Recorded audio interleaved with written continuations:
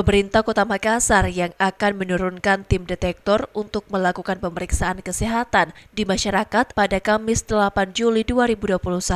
Seluruh tim detektor dipastikan telah melakukan vaksinasi COVID-19 karena kemungkinan bertemu dengan pasien COVID-19 yang melakukan karantina mandiri di rumah justru membahayakan imunitas tim detektor.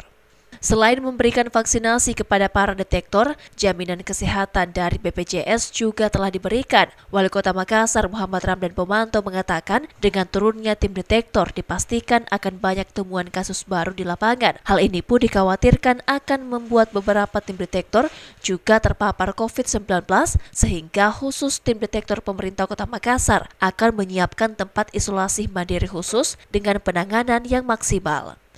Jadi kita menuntaskan vaksin ini sampai hari Kamis dan saya berharap hari Kamis sudah turun semua serentak.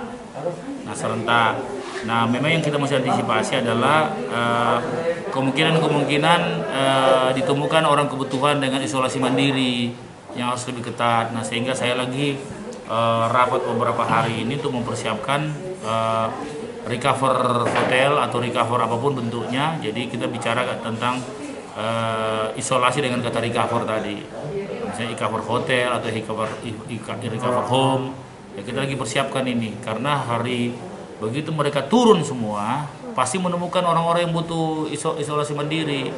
Nah, kalau isolasi mandiri di rumah tanpa persyaratan yang ketat itu kan bisa dikhawatirkan justru jadi tempat klaster baru.